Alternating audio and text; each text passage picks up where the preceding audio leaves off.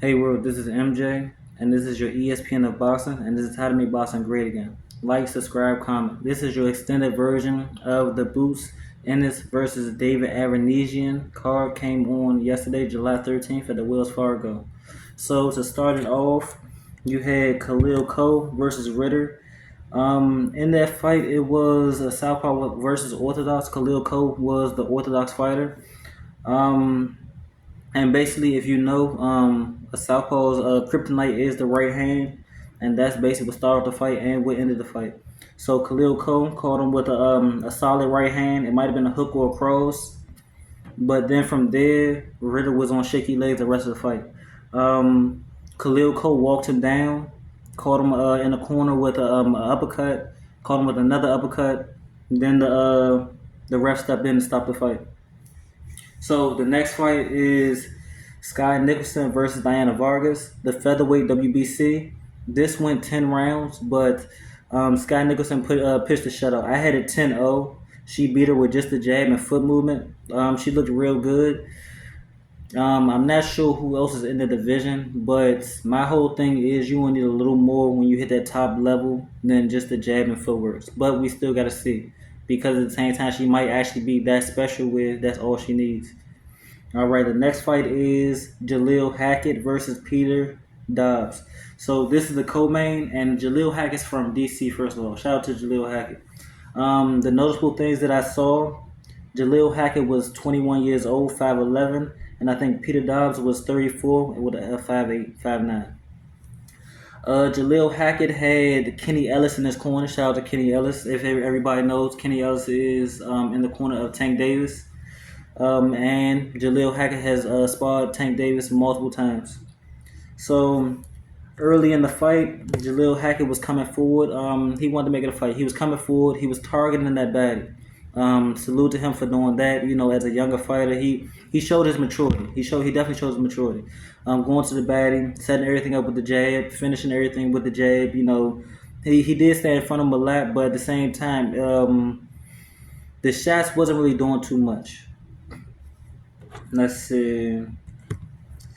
Jaleel Hackett did put a knot on the left side of Dobson's head, which was from his right hand, his hook, and his cross. In this fight, it did go to decision though. I had Jaleel Hackett winning 9-1, 8-2. He pitched out. I'm not gonna say a shutout, but he did the more effective work. The things that we learned from Jaleel Hackett. And actually, it was a good experience, good learning experience for Jaleel Hackett. This was his first 10-round fight. Usually, most of his fights have went to it has only been 4 rounds or less, and this was also his first fight on Matchroom. So you know he showed very good awareness in that fight. My question coming into the fight was the weight cut going to be an issue for Jaleel Hackett because he is a big welterweight. I didn't see that. He fought a veteran, and the veteran was doing veteran tricks, you know, holding on the inside, doing little certain things. Because Jaleel Hackett caught him a few times and hurt him to the body a few times. That's Peter Dobson. Other than that, I liked everything I saw with Jaleel Hackett. Good body work, good combinations, good right hand, and great left hook. So let's get into the main event. The main event is Jerron Boots Ennis versus David Avanesyan for the welterweight IBF title.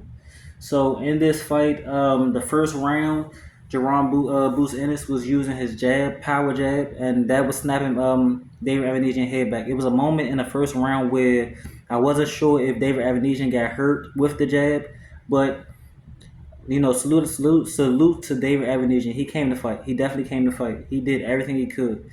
Um, the second round. Well, okay. So, actually, like I said, we can just skim through the fight. So the whole fight itself was Jerron Boots Ennis putting on pressure, sitting in front of David Avanesyan a little too long, but it paid off. He was trying to catch and shoot and throw punches in between David Avanesyan's combinations. So in the fifth round, David Avanesyan threw an uppercut. Jerron Boots Ennis came, and both of them was southpaw. Yes, both of them were southpaw. So Jerron Boots Ennis caught.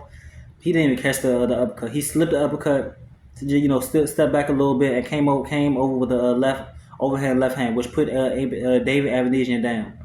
By that time, it was the wear and tear. You could tell his jaw started to swell. He wasn't looking so good. So he went into his corner. The corner threw in the towel in between the fifth and sixth round. It was reports that they stopped the fight because of the jaw swelling. Quote unquote, he might have had a broken jaw. But at the end of the day, this was Jerron Boots in his first fight on Matchroom. He put on a great show for his fans, for his people, and of course it was in the Wells Fargo. So 14,000 came out from Philly, DC, New York, to support Jerron Boots Ennis. So congrats to Jerron Boots Ennis for winning that fight. And like I said before, I like Brian Norman. I like Mario Barrios. And I'm not sure who else has the belts off the top of my head, but I really don't see any of them beating Jerron Boots Ennis. So I want him to go ahead undisputed and then move up and then do the same thing at 154.